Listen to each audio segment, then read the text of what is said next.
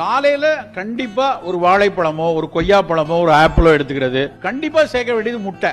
எத்தனை பேர் முட்டை சாப்பிடுறோமோ அவ்வளவு பேருக்கும் முட்டை காலையில கண்டிப்பா எடுக்கலாம். ஏன்னா புரோட்டீன் ரொம்ப ரொம்ப முக்கியம். நம்ம பல பேர் காலையில வெறுமனே 4 இட்லி சோறு அப்படி சாப்பிடுறோம். அப்படி சாப்பிடக்கூடாது. வாரத்துக்கு 1 நாள் 2 நாள் எடுத்துக்கலாம். வளர்ற குழந்தைகளுக்கு ஓகே. எல்லாம் இளம் பிராயத்துல இருக்கிறவங்க தசை வலுவுக்கு தான் வேணும், இம்யூனிட்டிக்கும் புரதம் வேணும். மசில் பில்டரும் அதுதான், இம்யூன் பில்டரும் புரதம் தான். ஒரு நாளைக்கு எவ்வளவு புரதம் வேணும்னு கேட்டா, நீங்க 60 கிலோ எடை இருக்கிறீங்கன்னா 60 இருந்து 70 கிராம் வேணும் புரதம். இப்போ காலை உணவு அப்படின்னா புரதம் மிக்க உணவா, நல்ல வெஜிடேரியனா இருந்தா நல்ல கொண்டக்கடலை, நல்ல ராஜ்மாவோ அதுல சுண்டல், அப்புறம் நல்ல காய்கறி சூப்பு, இல்லைன்னா பன்னீர், இல்ல நிலக்கடலை, முட்டை ஒண்ணு காலையில் இருக்கட்டும். சோம்பல் கருதி காலை உணவை தவிர்ப்பது பெரிய தவறு. உங்களுடைய புத்திசாலித்தனம் குறையும், கிராஸ்பிங் பவர் குறையும். அப்புறம் எதிர்பார்த்தல் நல்லா புரியும். நம்ம உடம்புல இன்னேட் இம்யூன் சிஸ்டம் இருக்கு. நம்ம உள்ளே வெள்ளணுக்கள் இருக்கு, நமக்குள்ள எலும்பு மஞ்சை இருக்கு, அலர்ட்டா இருக்கு. அது இல்லாம அடாப்டிவ் இம்யூன் சிஸ்டம், ஒரு கிருமி வருது, ஒரு அலர்ஜன் வருது, அதை எதிர்ப்பதற்குரிய இது ரெண்டுக்கும் புரதம் வேணும். புரதம் சரியாக இல்லைன்னா நம்ம நோஞ்சானா டக்குன்னு ஒரு காய்ச்சல் வந்துடும். சோ